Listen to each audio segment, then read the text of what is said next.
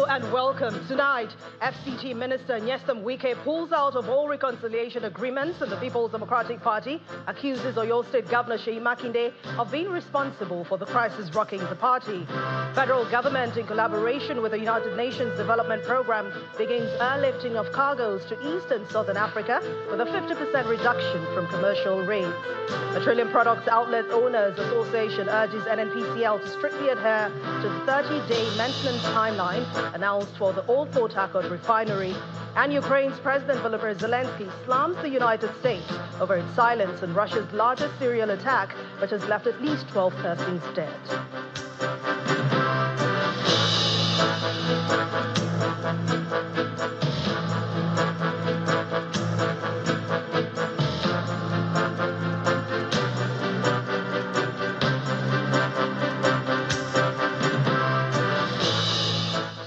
We begin with party politics, and in what appears to be a worsening of the crisis bedeviling the opposition People's Democratic Party, the Federal Capital Territory Minister Nyesom Wike has now announced his withdrawal from all previous agreements aimed at resolving the ongoing crisis within the party. In a strongly worded statement, the former governor of Rivers State accused the governor of Oyo State, Seyi Makinde, of being the main architect behind the party's current problems, citing repeated breaches of trust and failure to honor agreements as a root cause of the turmoil. Mr. Wike reaffirmed the key resolutions, including the reinstatement of Senator Samuel Anyanwu as the National Secretary and the withdrawal of all legal suits related to Rivers State, must be respected. But he lamented that these agreements have been systematically violated, highlighting efforts at reconciliation led by former Senate President Bukola Saraki. The FCT minister expressed deep disappointment over what he considers as continued factionalism and sabotage, including moves to allegedly undermine the party's leadership and manipulate internal processes. He also adds that having worked tirelessly for the PDP's survival since 1998, he is left with no option than to disengage from prior accords and vow to continue fighting until justice is served and the party's integrity restored. And staying with the People's Democratic Party, new executives have emerged for the North Central zone of the party. The zonal elective congress held in Jos, Plateau State, was ascribed as peaceful and transparent, and Governor Caleb Mutfwang commended those who stepped down in the spirit of party unity as true Democrats indeed. The former National Vice Chairman. Members of the People's Democratic Party PDP from the North Central Zone, comprising Plateau, Benue, Niger, Kogi, Nasarawa and Kwawa states, as well as the Federal Capital Territory, gather in Jos, the Plateau State capital, for the Zonal Elective Congress. Governor Caleb Mutfwang commends the members for placing the interests of the party above personal interest. For those who were persuaded to step down and they agreed, I want to thank you most profoundly. You have shown that you are indeed party men and women, and that the interest and survival of the party is bigger than your own personal ambition. I want you to know that the party will never forget this. With a secret ballot voting system adopted for the election, accredited delegates take turns to cast their votes for candidates of their choice.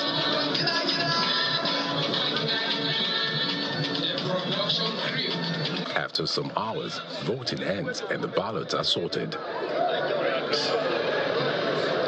The chairman of the Electoral Committee declared Mohammed Abdurrahman as elected National Vice Chairman, North Central Zone, among other elected officials. For the office of the Zonal Vice Chairman, Abdurrahman Mohammed scored 526 and is hereby returned as the winner of the election. The process is described as free and fair by those who witnessed it. The exercise here today is a very, very successful one.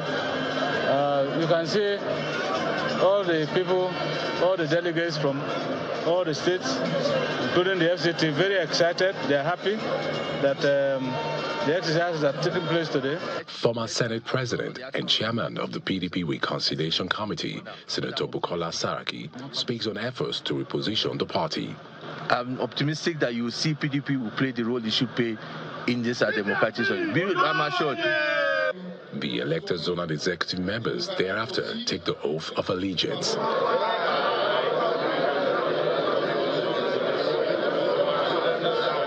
The PDP is optimistic of strengthening its internal structures and democratic tenets within the party, as well as resolve post-election challenges with this election of zonal executive members. Meanwhile, the 2023 Labour Party presidential candidate, Mr. Peter Obi, has commended Abia State Governor Alex Otti for his remarkable infrastructural development within his first 2 years in office. During a Thanksgiving service held in Umuahia, the Abia State capital, to commemorate Governor Otti's 2 year in office, the former governor of Anambra State remarked that any committed leader can achieve significant progress within 2 years. Mr. Obi also emphasized that his pursuit of the presidency is not driven by desperation, but a genuine desire to see Nigeria succeed.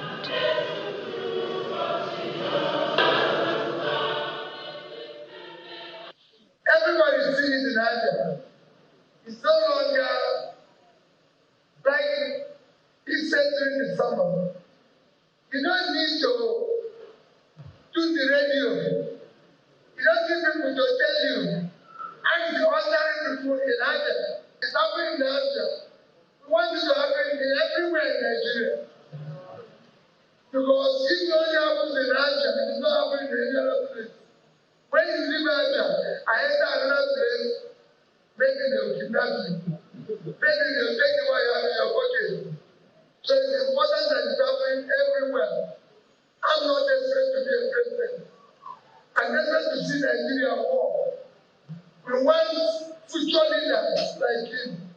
So that tomorrow, when we say, oh, this is Nigeria, people will be proud to go there. Over now to Rivers State, where the state sole administrator, retired Vice Admiral Ibok Etta Ibas, is calling on all citizens to put the interest of Rivers State first in all their actions. Vice Admiral Ibas made the appeal during a Thanksgiving service held at the Macro Center in Port Harcourt, the Rivers State capital, as part of activities to mark the 58th anniversary of the creation of Rivers State. He also expressed confidence that the current challenges will pass and that the state will emerge stronger and more united and determined. The strength of Rivers State lies not in our differences, but in the shared identity as a people called to unity, harmony, and purpose. Political affiliation, ethnic origin, and religious belief may distinguish us, but they must never divide us. We are bound together by a common destiny, the hope of a better tomorrow, a future in which every river citizen can thrive, contribute, and belong. As such, I appeal to all civil societies, traditional institutions, political actors, religious leaders, and everyday citizens to put Rivers State first. This Thanksgiving is more than a ceremony.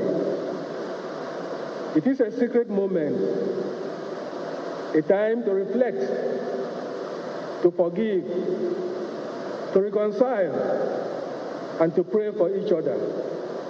As we celebrate 58 years of existence, we acknowledge that progress has been made. Each successive administration has left its mark on the growth and development of our state. And away from politics, the federal government, in collaboration with the United Nations Development Programme, have begun airlifting of cargoes from Nigeria to East and Southern Africa. Speaking during the flag-off ceremony at the General Air Traffic Terminal at the Nnamdi Azikiwe Airport, the Minister of Trade, Industry and Investment, Mrs. Jumoke Oduwole, says that this initiative offers a 50% reduction from commercial rates. Our correspondent, Kubia Buluwade, reports. It's the inaugural launch of airlifting of cargo from Nigeria to East and Southern Africa. To witness this at the Nnamdi Azikiwe Airport is the Minister of Trade and Investment, the Controller General of Nigerian Customs Service, among other dignitaries.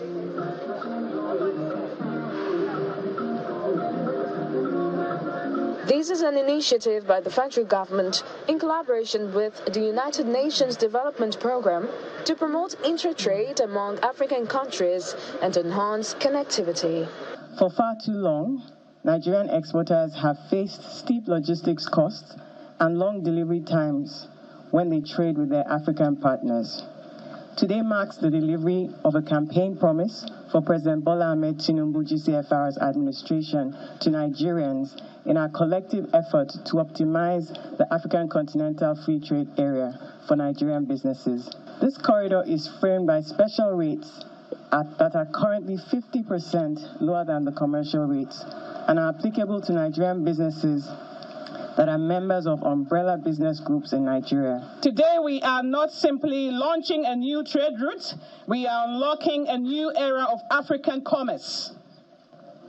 This corridor is more than a cargo in motion. It is a movement. A bridge connecting Nigeria to East and Southern Africa, a signal that Africa is no longer waiting to be invited to the global trade tables. We are building our own. Collaboration and synergy among critical stakeholders is highlighted by the Customs Controller General, who harps on the need to ensure the smooth running of the initiative. The success of this flag of today of the corridor requires collaboration beyond Nigeria Customs Service. It will require the assistance and the collaboration of all the agencies that are involved, not just Nigeria Customs Service, the Federal Airport Authority, all the other regulatory agencies, NAFDAC, and all of them. We hope that we will see this as a window of opportunity to facilitate trade.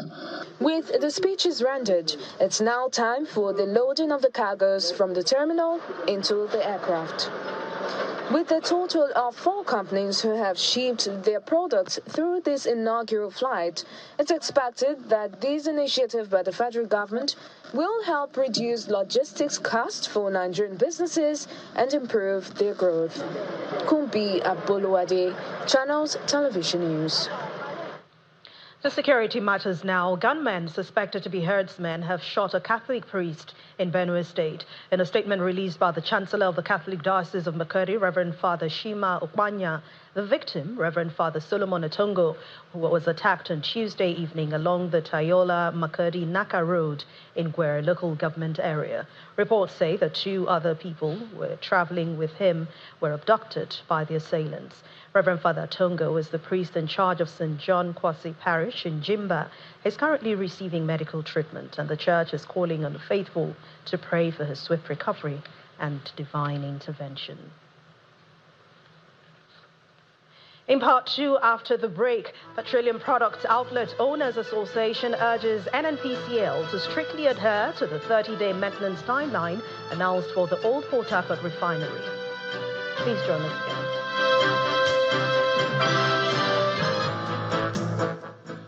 Welcome back. If you've just joined us, you're watching the news at 10 on Channels Television, broadcasting live from Lagos. A reminder of our main stories. FCT Minister Nyesom Wike pulls out of all reconciliation agreements in the People's Democratic Party, accuses Oyo State Governor Seyi Makinde of being responsible for the crisis rocking the party. Federal government, in collaboration with the United Nations Development Programme, begins airlift of cargo to East and Southern Africa with a 50% reduction from commercial rates. Petroleum Products Outlet Owners Association urges NNPCL to strictly adhere to the 30-day maintenance timeline announced for the Old Port Harcourt refinery. And Ukraine's President Volodymyr Zelensky slams the United States over its silence in Russia's largest serial attack, which has left at least 12 people dead.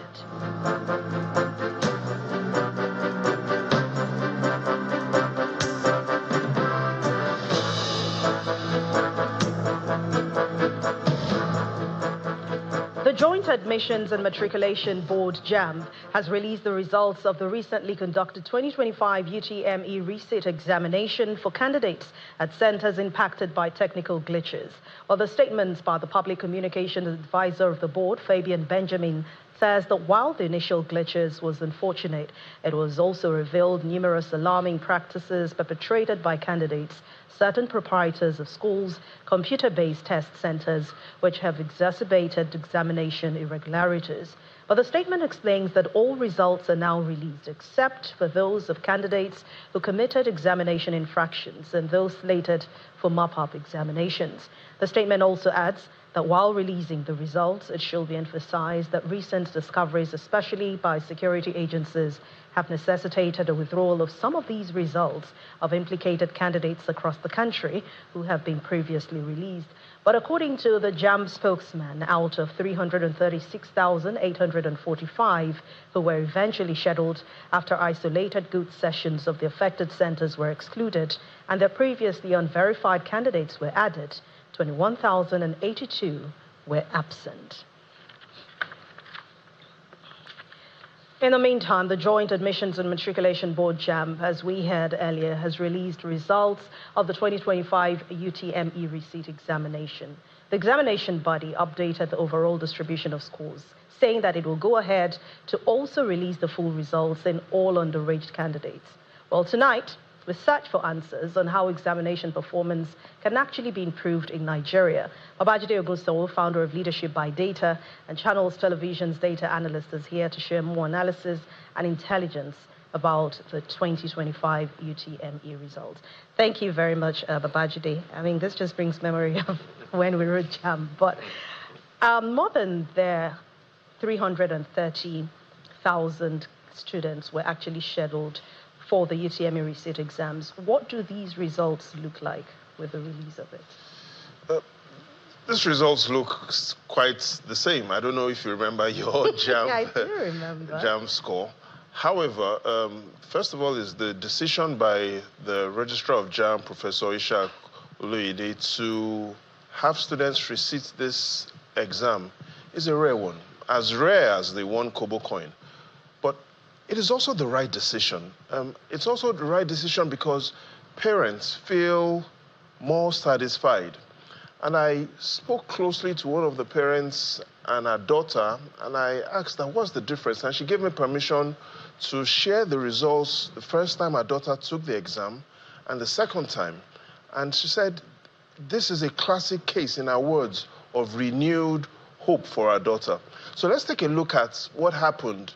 Just like several parents have similar results. What happened the first time this young student took the exam and the second time? These are the results, exact results of candidate Munyolua. Her registration number, some information has been kept private. However, the first time she took the results, her exact results in English, economics, mathematics, and physics, aggregate score and 152 out of 400. That result puts Munyolua in the bottom 25% of all results. She complained that glitches significantly influenced her performance. Now, what the JAMB registrar and the JAMB management have done is created an opportunity and for opportunities for other students for another chance, renewed hope, as they call it. And in this result, we see a clear difference from 152 that kept her in the bottom 25% to 262 that has put this same candidate that was once in the bottom 25% to now to be among the top 5%. So clearly we've seen that it's a tough decision, but again, let's forget the words of Winston Churchill.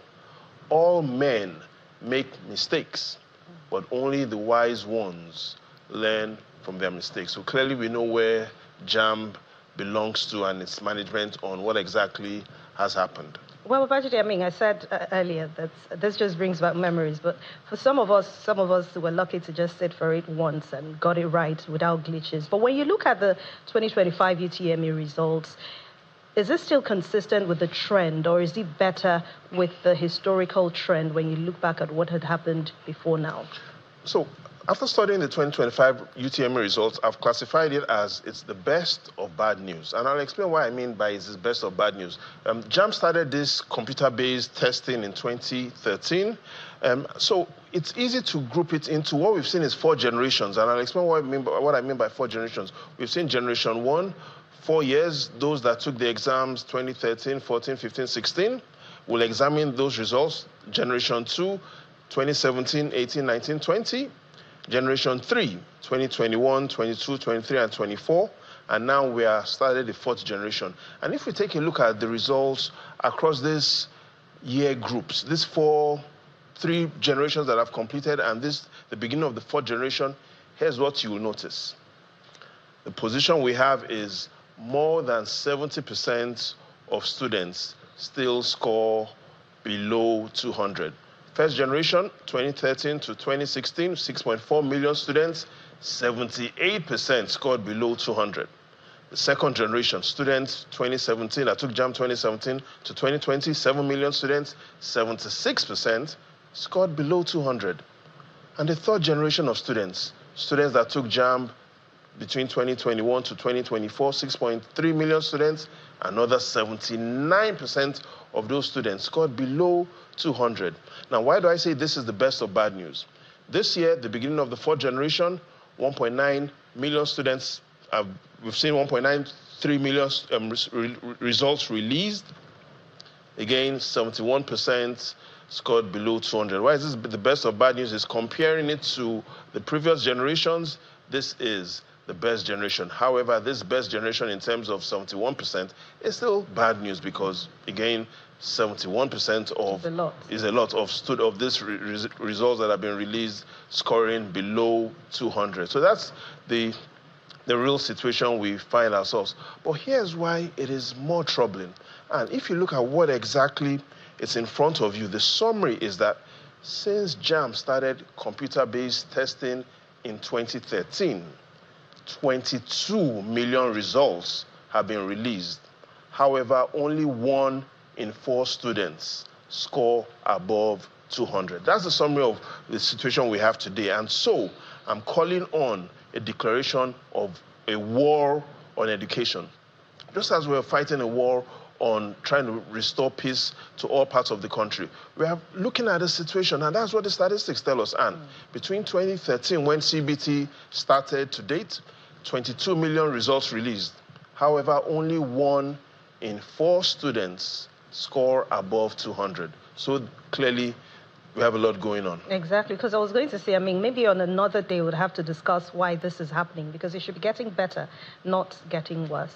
But let me ask again, is there any statistical anomaly when you look at these results for you, or any special insights when you look at it? So there are 3 things. First is what I started with, that the decision by JAMB, especially the registrar, is rare, but it's the right one. The second is we have to declare a war on education because the numbers are bad. Even though 2025 seems significantly better or better than the previous years, it is still bad. So it's the best of bad news. But yes, there are anomalies across all the geopolitical zones. But because of time, I'll focus on one zone, and hopefully in the days ahead, I'll share the insights from the other zones. Let's take a look at the Northwest, because it allows us to clearly spot trends that should bother everyone. What is going on in Nigeria's Northwest region? And I'd like to take some time to explain this table. Now, these are all the states in the Northwest, and national population rank puts Kano as number 1. During the election of 2023, Kano was also number 1 in terms of total election votes in the presidential election. No other state produced more presidential election votes more than Kano. However, looking at the JAMB rank in terms of how many students are writing JAMB or took the exam in Kano, Kano comes on that ladder 7th position. So that's bad news. Excuse me. Kaduna, national population rank 3, presidential election rank 2. Where is Kaduna on the JAMB ladder? 4. Bad news. Sokoto, 17 in national population rank, 15 when the presidential elections happened in 2023. Where is Sokoto on the JAMB registration rank? 33. Kebbi, same thing. National population 23, presidential election rank 18. Where is Kebbi State when it comes to JAMB student registration and those taking exams? 35 out of 36. Katsina, listen carefully to this. Katsina, the 4th most populated state in the country. During the presidential election in 2023, it produced, in terms of ranking, 5th in terms of total votes. However, where is Katsina when it comes to students taking JAMB? It comes 23rd. Jigawa, 8th in national population. Presidential election rank only 5 other states produced more votes than Jigawa during the presidential election. But where is Jigawa when it comes to JAMB students taking their exams? 31 out of 36 on the ladder. And finally, Zamfara. 21 in population during the elections, 24th in terms of turnout. However, when it comes to students writing JAMB in Zamfara, Zamfara is the worst performing state when it comes to looking at where students are sitting for the exam. So clearly what we see is when it comes to election turnout, the Northwest is leading. Yeah. But when it comes to students queuing and writing JAMB, the Northwest isn't the place to go. That is the challenge. So we see this anomaly not only in the Northwest, so that there are anomalies across the 6 geopolitical zones. But Anne, I know you, because of time, it will be tough to touch across what exactly are the anomalies in the North Central, the Northeast. A lot of anomalies as well in the Southwest, South, and Southeast. But again, the good news for a lot of parents is with the opportunity their children had to redo JAMB, it was a classical case of renewed hope. And I'll put you on the spot by asking you, if you said you could remember your JAMB results. Don't do it. Yeah, not just once. Okay, so you probably scored 300, 350. I did well. But thank you very much, Babajide Ogunsanya, founder of Leadership by Data and Channels Television's data analyst. Very soon, I'm sure we'll come back here to talk about the problems in the education sector in Nigeria and the way forward. We have to declare a war on education. 22 million results released since JAMB started CBT. Yeah. Only 1 in 4 score above 200. I can imagine. All right, thank you very much, Babajide, once again. Let's delve to other stories. The energy sector. The Petroleum Products Retail Outlet Owners Association of Nigeria, Petron, is charging the Nigerian National Petroleum Company Limited, the NNPCL, to adhere to the scheduled 30-day repair timeline for the old Port Harcourt refinery in order to minimize disruptions to petroleum product supply.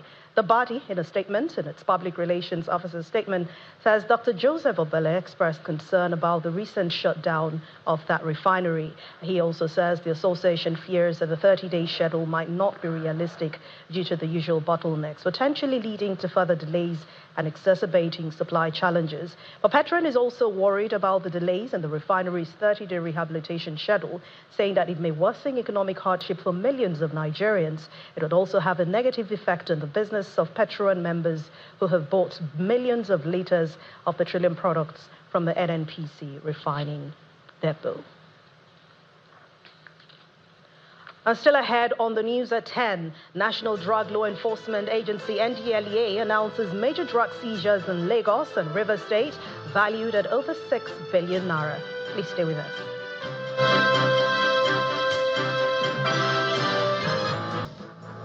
Welcome back. The federal government has restated its commitment to reviving Nigeria's steel industry, with particular focus on Premium Steel and Mines Limited in Delta State.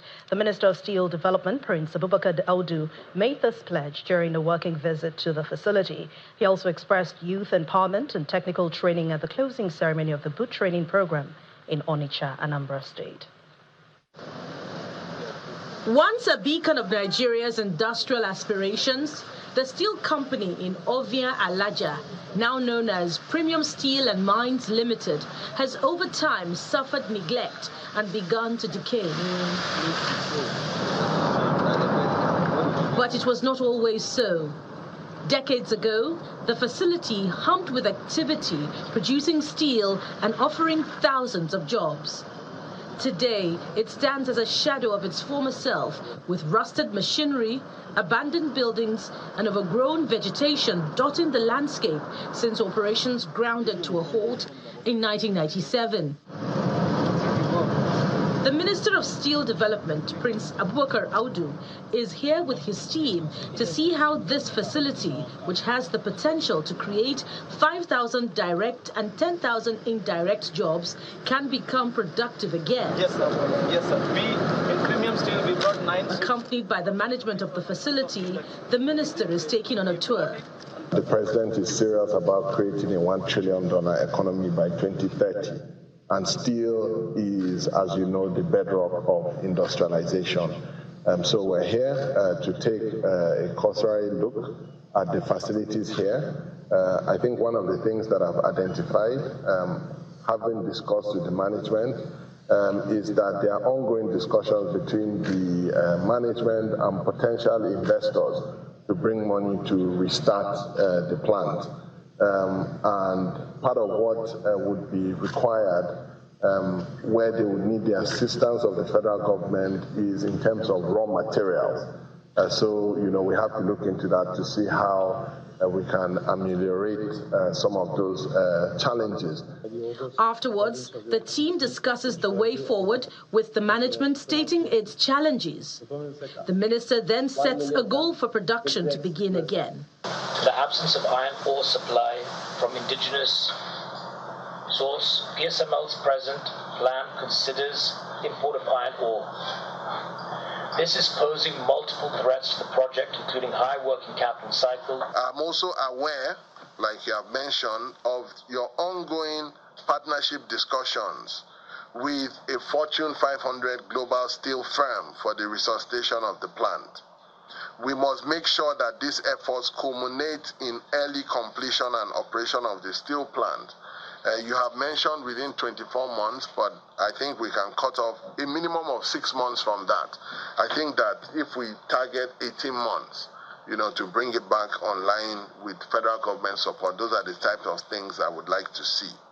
Prince Audu also makes a brief stop at the DSC Technical School, where he inspected vocational training activity and encouraged students to pursue careers in industrial manufacturing, which aligns with Nigeria's vision for youth-driven development. The following day, the minister ends his 2-day visit by attending the closing ceremony of the Training and Empowerment Boot Camp for Nigerian youths in the metals sector, where hundreds of young Nigerians completed intensive training in fabrication, welding and mechanical operations. With a renewed push for industrialization, stakeholders are hopeful that Delta's dormant steel infrastructure may soon spring to life, straddling job creation and economic growth on its large expanse of land. The former Director General of the National Orientation Agency, Mr. Mike Omeri, is recommending the joint funding of road projects by Governor Hyacinth Ali of Benue State with local government administrations to other states in order to improve road transportation across the country. Mr. Omeri made the call at Igomale when Governor Hyacinth Ali, who is represented by his technical advisor and media, Mr. Solomon Ipev, led stakeholders to inspect over 128-kilometer roads constructed across the Benue South Senatorial District. The inspection marks part of activities to mark the administration of his 2 years in office. Work on the Achahoro-Oju 53-kilometer road is progressing, with over 10 kilometers already asphalted. The project receives applause from members of the community. For the Hyacinth Ali to have remembered us all this while. The road inspection extends to the 44-kilometer Okokolo-Agagbe road, linking Agatu and Gwer West local government areas.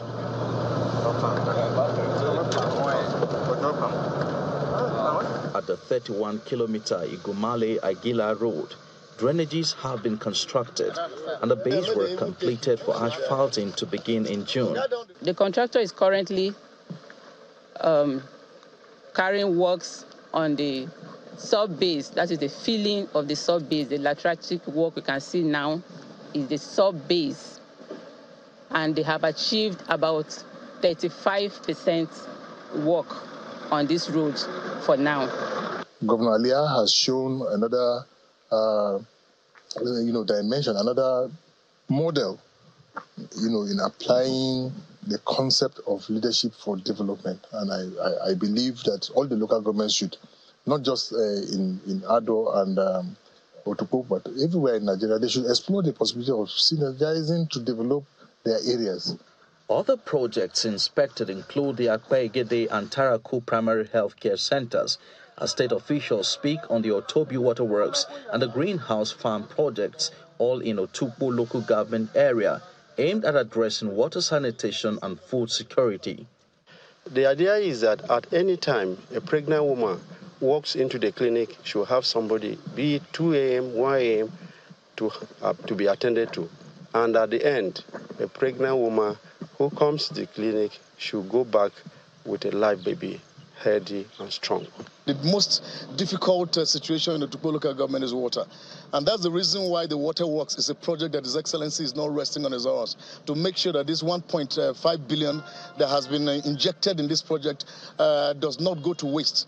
After 2 years in office, the basic education sector is witnessing key projects at Ejo Community and St. Francis Primary School, Otukpo, just as the earlier administration pledges to address water scarcity in the area. Residents of Dubai Ward, a community in Potiskum local government area of Yobe State, are lamenting the perennial erosion which lames several lives annually. Well, Dubai community, also located at the outskirts of the town, has suffered neglect in the last 9 years with the absence of social amenities like primary schools, primary healthcare centers, markets, boreholes, among other things. Our next report highlights some of these challenges faced by the community during the rainy season. Dubai community is located on the outskirts of Potiskum town in Yobe State. The residents who live in mud houses lack social amenities, including clinics, primary schools, roads, among others. The only road linking Potiskum town to other communities has been washed away by erosion. One locally made wooden pedestrian bridge constructed by the residents is in use, which enables children to make their way to school, just like those seeking medical attention at Potiskum. This erosion is a big setback to our community. It stops children from going to school, businesses. It cannot go to the hospitals because we do not have primary health care or primary schools in this community. Children drown in the erosion annually, with women also at the receiving end. But the community, through locally sourced funds, succeeded in constructing 2 cell culverts to allow movement during the rainy season. Women are at the receiving end. They only come here during political campaign, and once that is over, until after another 4 years, they will come again. A climatologist with Yobe State University, Damaturu, speaks on the effects of erosion, especially in remote communities. The erosion wears away the topsoil, thereby losing the soil facility, and therefore reduce agricultural output. Consequently, leading to what? Food insecurity to the people of the state. Efforts made by Channels Television to speak with officials of the Yobe State Ministry of Environment on how ecological funds are utilized were not successful.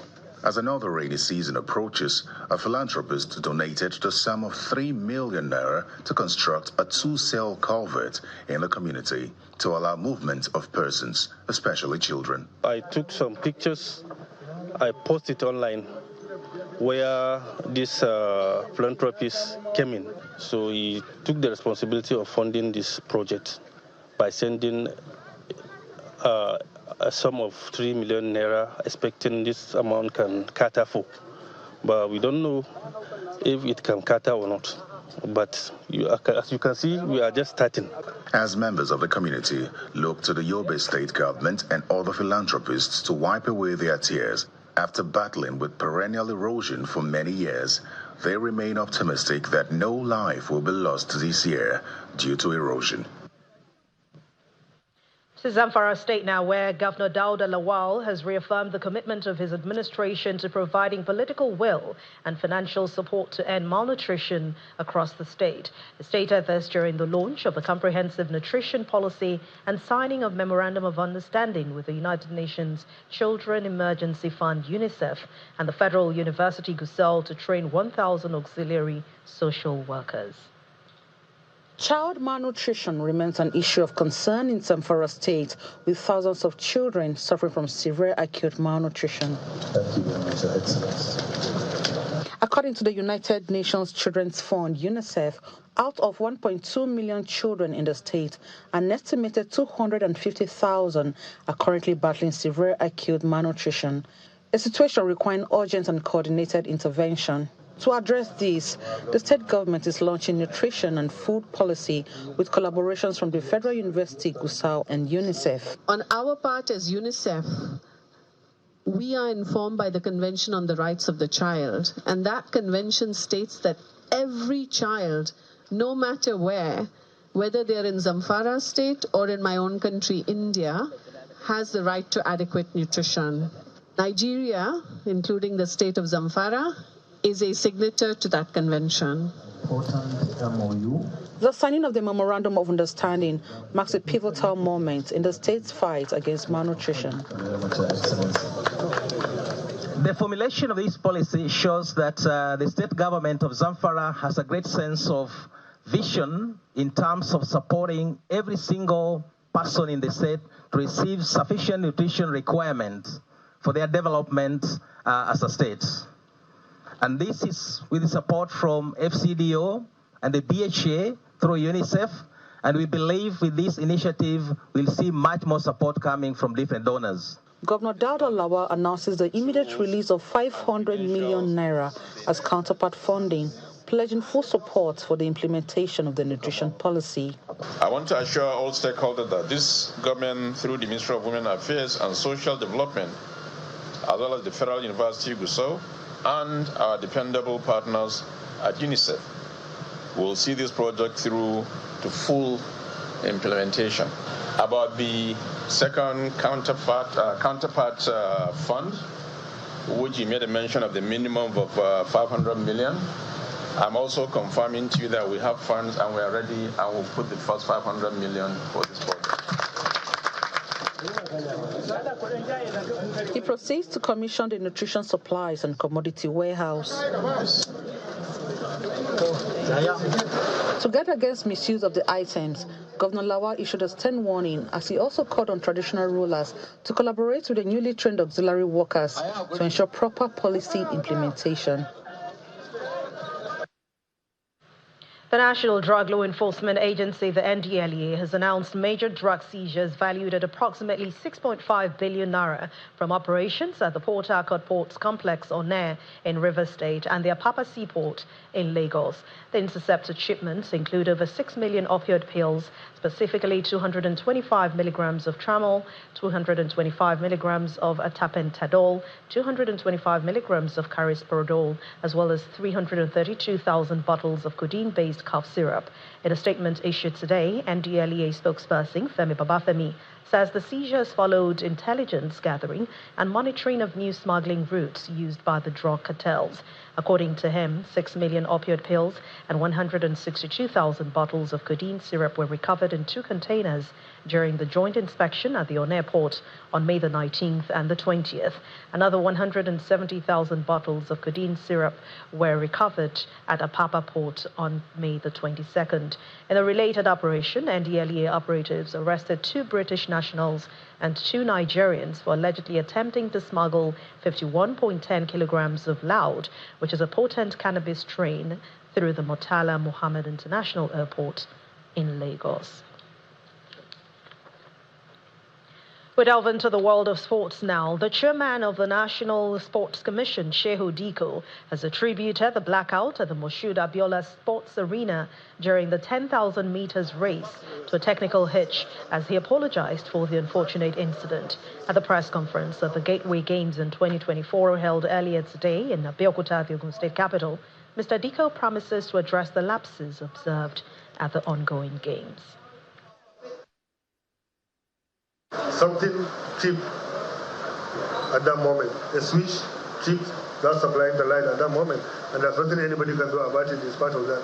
In fact, even the organizers even have a standby generator, two standby generators there that are already in place just to ensure that this does not happen. But it's a brand new infrastructure. It can happen to anybody. It's a glitch that happened. It happened. It's what it is. We have seen in the biggest stage in the world, big matches in the Premier League or even in the Olympics, something happened. I think even the Paris Olympics, there was a glitch like that where light went off like that. It can happen. What you could be asking is how long does it take to get it back on track? If it has taken the whole day to get it back on track, then something is funny. But it was returned back almost not too long about a lot. 5 minutes. Yeah, like 5 minutes the thing was back because of the glitch.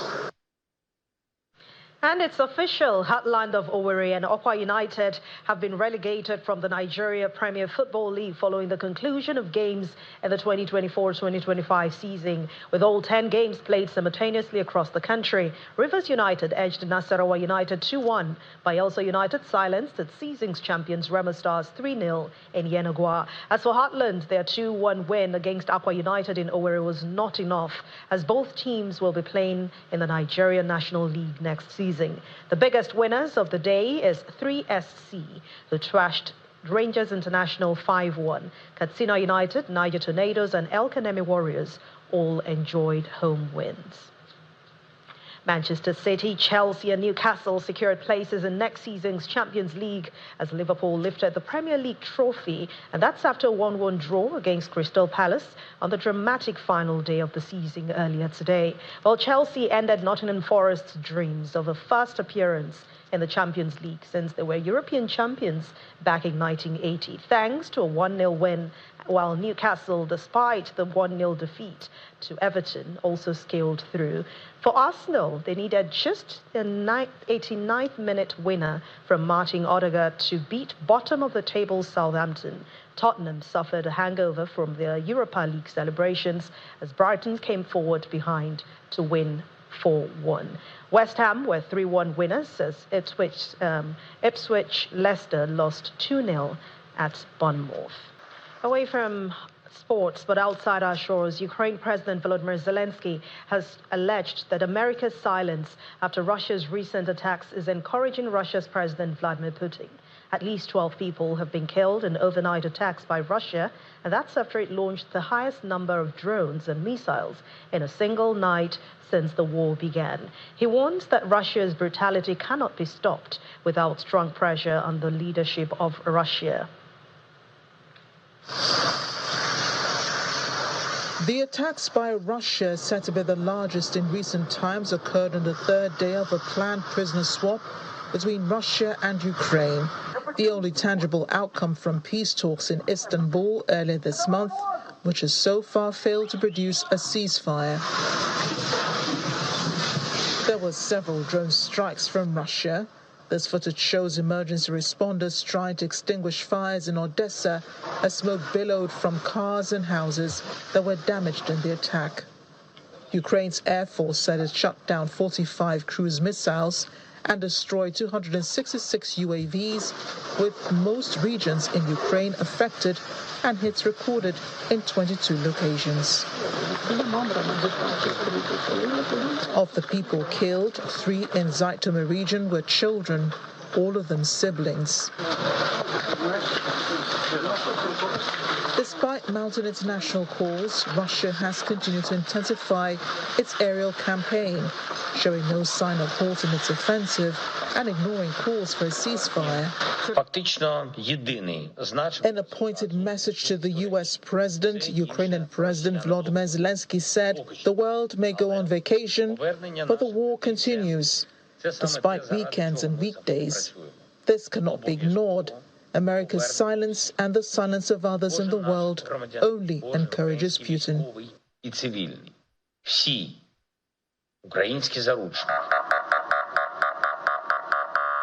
As for the prison exchange, over 300 Ukrainian soldiers returned home on Sunday.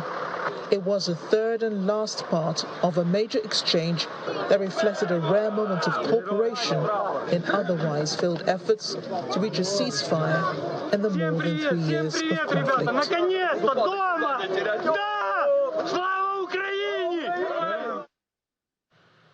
And the main news again. FCT Minister Nyesom Wike today announced that he is pulling out of all reconciliation agreements in the People's Democratic Party. Mr. Wike, in a statement, also accused Oyo State Governor Seyi Makinde of being responsible for the crisis rocking the party. And that's the news at 10 tonight. Thank you so much for watching. I'm Anne Nwawodo. Have a great week ahead. Good night.